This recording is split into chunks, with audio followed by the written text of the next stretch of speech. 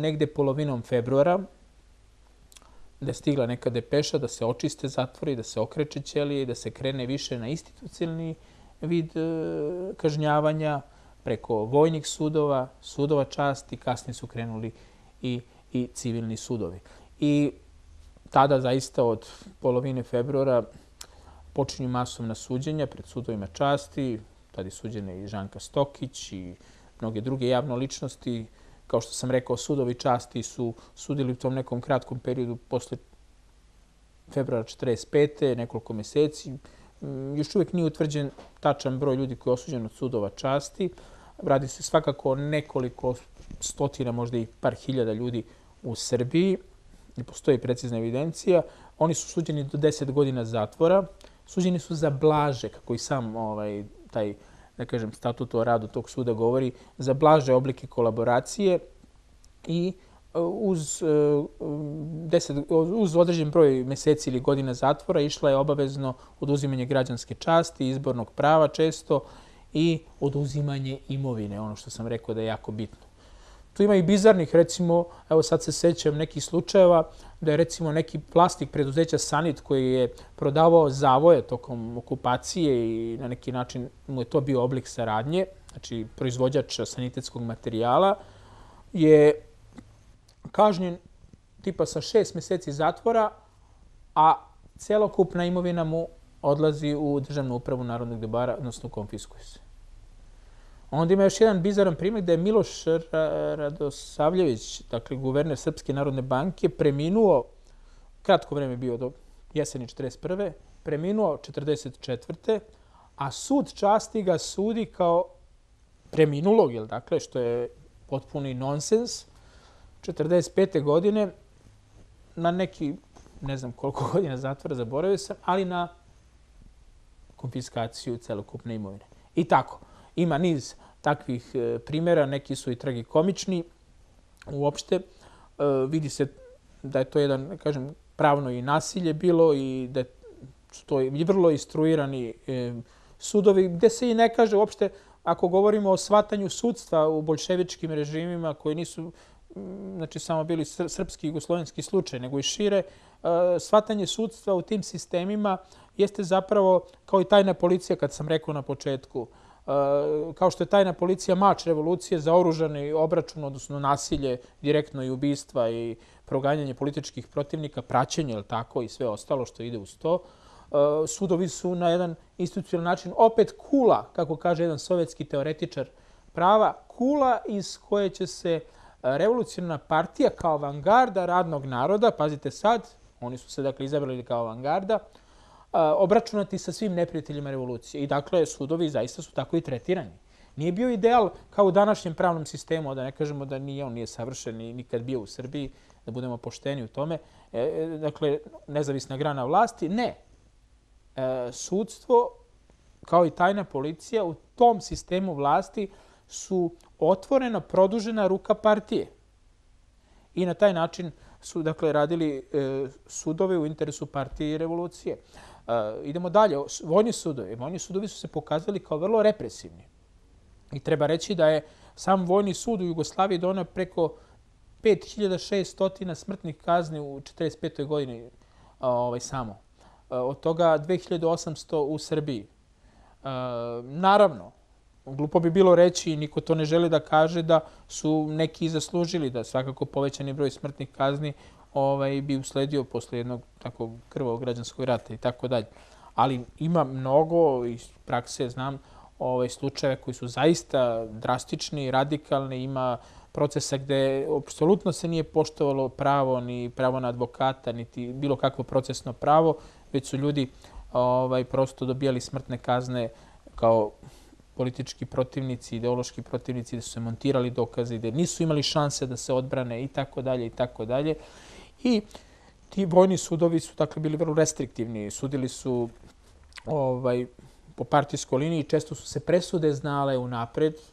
Ima slučajeva kada su ovi optuženi saznavali od čuvara na koliko će godine ili ne znam kakvu će smrtnu kaznu dobiti, da li će dobiti smrtnu kaznu, znači od čuvara zatvora. Jer se o poznatijim slučajevima uvek gore većalo jedan od takvih slučaja je čuveni proces Draže Mihajlovića, recimo na Topčideru, ili proces Centralnom nacionalnom komitetu 1945. godine i drugi procesi. To su bili važni procesi za režim, a oni možda dobro i oslikavaju na neki način instrumentalizaciju pravosuđa i opšte sliku koja je trebala da se stvori i na neki način da se kompromituje suparnički antifašistički pokret. Evo recimo u konkretnom slučaju Draže Mihajlovića, zanimljivo je analizirati taj njegov proces koji je potrajao od 10. juna do 17. jula 1946. godine, nakon njegovog hvatanja 13. marta 1946. On se našao na optuženičkoj klupi u jednoj vrlo čudnoj i heterogenoj grupi, gde su bili neki pripadnici Ljotićevog pokreta, kao Kosta Mušicki, gde su bili neki pripadnici Nedićevog aparata, i to vrlo istaknuti, i možda oni i najrigidniji, jer poznato je među istraživačima i, da kažem, onima koji se bave okupacijom, da i sam Nedićev aparat je bio vrlo heterogen i on se našao u klupi recimo sa Tanasijem Dinićem, sa Dragim Jovanovićem, koji su bili, da kažem, uslovno rečeno, najcrnji predstavnici tog režima. Našao se, naravno, sa svojim ljudima i svojim vojvodama i našao se sa predstavnicima emigrantske vlade, kao što je Slobodan Jovanović, koji je bio njemu nadređen, je li tako? Momčilo Ninčić, koji je bio ministar inostranih poslova, koji su bili svo vreme u Londonu, je li tako, kod saveznika, i još nekim drugim političkim ličnostima. I našao se konačno sa nekim ljudima koji su bili, kako bih rekao, politički penzioneri, kao što je bio Kosta Kumanudi, bivši gradonačelnik, ministar financija, pripadnik Demokratske stranke, koji je tu stavljen, posto se ne zna ni kako ni zašto, u toj jednoj vrlo heterogenoj grupaciji, kao i drugi političar poznati, to je Lazica Marković, koji je bio pak radikal, valjda da bi se popunio broj, da ima i radikala i ovih demokrata, da ima i migrantske vlade, da ima i Nedićevaca i Ljotićevaca i Dražinovaca i ovih četnika Koste Pećanca, i onda imate jednu kompletnu sliku. Da je sve to isto. I poruka jeste bila da su svi oni isto, da svi koji nisu bili na strani komunističke partije i koja je predvodila taj partizanski pokret, da su svi zapravo izdajnici, ratni zločinci i tako dalje i tako dalje. I taj proces zaista je imao tu poruku. Na neki način, na taj način su istreljani i može se reći da je to jedna tehnologija kojim je se komunistička partija služila. Mislim da jedan mađarski komunista to nazva i salama tehnikom. Salama tehnika je kad uvijete različite političke protivnike u isto klub koji onda ih meljete. Onda ih lepo sameljete i na taj način ih i ubijete i na neki način kompromitujete propagandom, ih na neki način ocrnite da oni budu ubijeni u tom smislu da su deo jedne iste ekipe, obavezno su tu neki najcrniji predstavnici. To pomalo liči i na moskovske procese gdje nađu 2-3 neka zaverenika, agenta i onda nakače ostale članove partije pa ih onda skupa likvidiraju. Tako je ovaj proces koji je potrajao, dakle, od juna do 17. jula 1946. godine na Topčideru u Beogradu. Pratila je domaća i strana javnost. Bio je dat izuzetan publicitet, kao da je to neki nirbeški proces za Srbiju. A zanimljivo je da je advokat optuženih Dragić Joksimović, i to svedoči o karakteru sudstva toga vremena, kada hoćemo objektivno da se suočimo sa karakterom te pravde i mogućnošću da se čovjek uopšte objektivno brani u tom vremenu, ne ulazeći čak u krivicu. Recimo, Dragić Joksimović, tada potpredsjednik Demokratske stranke, koji se istakao i predizbornim aktivnostima Demokratske stranke koje je ona bojkotovala uoči izbora 1945. godine, on je sada napadnut direktno od Tita da suviše dobro brani svog branjenika, jer on je zaista na jedan stručan način pokušao da uhvati ideološke motive tog suđenja i da na neki način brani Dražu Mihajlovića kao pripadnika legalnih formacija koje su branili državu od Nemaca i koji je bio lojalan vladi u Londonu sve do 1944. godine, praktično do avgusta, septembra 1944. kao ministar vojni. U tom smislu ga je napao Tito da to suviše se stavio na stranu branjenika i ta njegova odbrana je vrlo visoko ocenjena čak i u stručnim krugovima tog vremena. On se posle toga našao u velikom problemu. Njemu je oduzeta advokatura 1947. godine. Posle toga, 1949. godine je bio uhapšen pa osuđen, da bi umro u 1951. u teškim uslovima Sremsko-Mitrovačke kaznione. Bio je svega godinu, dve u zatvoru, umro je u teškim uslovima, pošto su zatvori bili prepuni, hrana očajna, to je bila ta 1951. godina. I porodica nije dobila čak ni telo za sahranu, nego su morali da čekaju da telo odleži zatvorsku kaznu na zatvorskom groblju, da bi posle toga 1954. bio sahranjen ovde u Beogradu. No, da ne idem dalje od teme, to je bila, dakle, uloga sudova u tom vremenu. Presude su bile preke, često partijski instruisane, ne uvek, ali pogotovo u bitnim slučajima odlučivala je partija na kad će ko, na koliko biti osuđen. Sve je to bilo na neki način režirano i nije se moglo prepustiti samo nekom sudstvu koje inače bilo, kao što sam rekao, partizovano. Ta kampanja divljih čišćenja i ova kampanja suđenja od sudova časti i vojnih sudova je zapravo na neki način bila uvod u legalizaciju revolucionarne vlasti na izborima 1945. godine. To su izbori koji su održani 11. novembra 1945. godine, koje je opozicija okupljena oko Demokratske stranke pokušala da bojkotuje.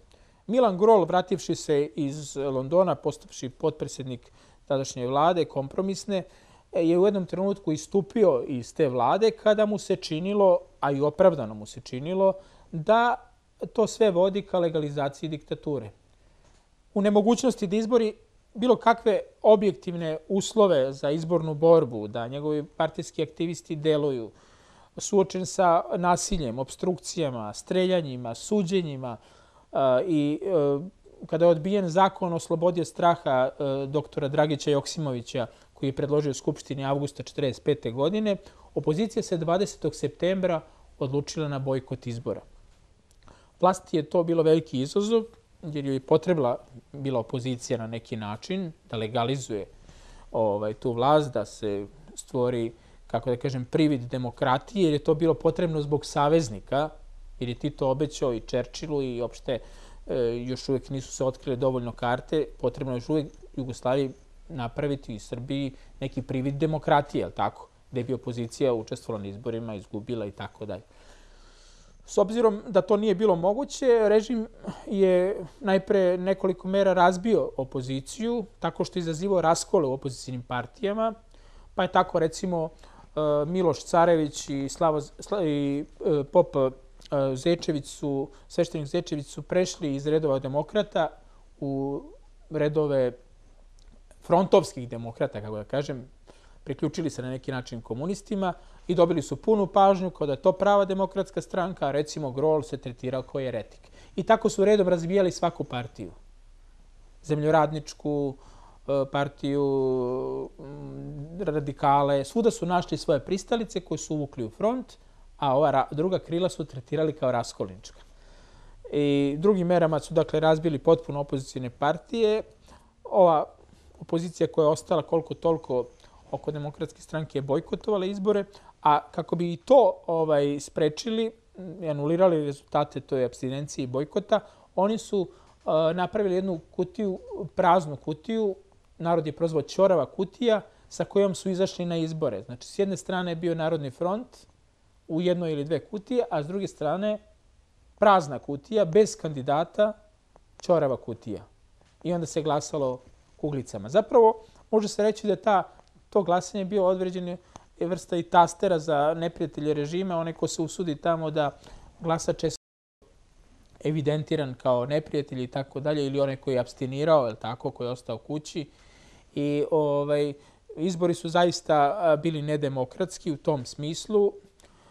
Za međunarodnu zajednicu, kako bi danas rekli, to nije bilo toliko bitno tada. Rat je bio pri kraju, niko nije hteo da ulazi u konflikte. To je još bilo vreme pre izbijanja hladnog rata, pre onog čuvenog Churchillovog govora u Fultonu početkom 1946. godine, tako da se nije niko mnogo tu osvrtao na te neke izborne manjkavosti i nesreća po ovdašnju opoziciju je bilo što možda nisu izbori bili 1946. 1947. nego baš tada.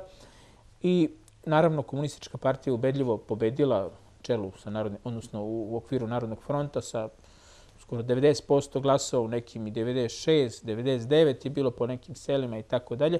Ipak, bojkot je dao neki rezultat u Srbiji. Ako pogledamo komparativno Jugoslaviju, recimo 77% ljudi je glasalo za Narodni front na teritoriji Srbije i pored svih tih malverzacija, manipulacija i tako dalje, dok na nivou Jugoslavije to je gotovo 90%. Znači ima neki rezultat, neku posebnost, mada, kažem, to je sve bilo rešeno i sa i bez bojkota. Jedino što komunistička partija nije dobila priznanje od iskrenih opozicijnih partija. Nakon toga, nakon dobijenih izbora, krenulo se u obračunu sa političkim protivnicima koji su ostali van fronta, s ovim ostatkom opozicije. Poznato je da totalitarni režim teži apsolutnoj vlasti. Bez obzira što su imali 90% glasova, 77% u Srbiji na izborima. Nije bitno. To je apsolutna vlast. Apsolutna kontrola u svim sferama društva. Sudstvo, privreda, sve je to bilo, kako da kažem, prožeto revolucionarnom komunističkom partijom. Oni su i dalje proganjali svoje protivnike i onima koji su ostali da imaju svoju kičmu, svoj identitet. Jedan od prvih ljudi koji je bio na meti, političara, dakle, koji je bio na meti tog režima, a koji je dopao suđenja, bio je Dragoljub Jovanović. Dragoljub Jovanović je jedna, da kažem, čudna i osobena pojava na našoj političkoj sceni, u našoj političkoj istoriji. Poznat je kao pre rata, kao dosledni borac protiv monarhije i protiv diktature, zapravo kralja Aleksandra, da je bio i osuđen na 3 godine zbog svojih socijalnih i političkih ideja. On je bio ideolog nekog levog zadrugarstva, ne komunističkog, ali dakle, pripada jednoj zemljoradničkoj levici, demokratskoj levici. Posle rata na neki način bio uteran u Narodni front, kako sam kaže, i bio možda i ucenjen, ali uglavnom je tražio neki svoj identitet u okviru fronta, zanoseći se da može da ostvari nešto koalicijom sa komuniste, da može da ih razblaži, kako je on to govorio. Međutim, on sam je imao posle izbora zamerke na tok izbora, govorio je da su izbori namešteni, da su mnogi skojevci razbijali čak i njegove zborove, da su mnogi u mnogim okruzima glasali po više puta, da je vojska glasala više puta, da su manipulisani ženskim glasovima koji su tada prvi put, uzgred budi rečeno, dobile pravo glasa, ali kao što vidimo ne i mogućnost da biraju, jer su bili izbori, dakle, neslobodni. I tako dalje. Imao je, znači, niz tih primjedba na izbore, paradoks na izbore u kojima je učestvovao na strani pobedničke koalicije. Zbog toga je došao u nemilost režima, ali i zbog jednog još razloga, jer je Dragoljub kao principijelni borac za socijalnu pravdu i demokratiju imao primjedbe na zakone o UDBI, koji su tada baš promovisani u Skupštini, i na zakone o zadrugarstvu, što mu jako bilo kao jednom vrstom ideologa zadrugarstva u Srbiji. I on je vrlo žustro oponirao sa Kardeljem, sa Rankovićem i drugim perjanicama, Đilasom, sa drugim perjanicama režima u Skupštini. Međutim, to je bila i njegova greška i kob, zato što on je smatrao da može sad kroz tu parlamentarnu debatu nešto da se postigne i tako dalje. Međutim, to nije bio parlament iz 30. godina. Ubrzo, posle tih istupa gde on kritikovao, recimo, zakon o zadrugarstvu i zakon o UDBI, tako što je, recimo, donosio 2 klipa kukuruza, pa je ovako pokazivao, vidite ovaj klip kukuruza, ovako mali klip kukuruza potpuno uveo. Kaže, ovo je niklo na zadružnom, ovom državnom imanju, ne slobodnom zadružnom, a ovo ovde, to je na privatnom. I posle nekoliko takvih istupa u Skupštini, gde je oponirao, dakle, tim režimskim političarima, najvišim funkcionerima, Tito je dao nalog da se, kako sam Đilas piše u svojim memoarima, da se Dragoljub uhapsi. I to na jedan onako vrlo brutalan način, kada je Tito, sad ne mogu tačno da parafraziram, ali otprilike razgovor bio taj da je Tito rekao Đilasu šta to radi Dragoljub, što ga ne kaznite, pa kaže teško mu je naći krivicu. Tito je samo odgovorio imate 24 sata da mu nađete. I on je ubrzo nađen mu je krivica, on i još nekoliko tih frontovskih političara iz Slovenije i Hrvatske su optuženi za nekakvu špijunažu, za nekakav elaborat nekog britanskoj ambasadi i tako dalje. I zbog toga su osuđeni. Dragoljub je dobio 9 godina zatvora. 9 godina zatvora koje je sve do posljednjeg dana izležao u KP domu Sremska Mitrovica. Tako da jedan od prvih tih žrtava političkih progona nakon izbora je bio upravo Dragoljub Jovanović.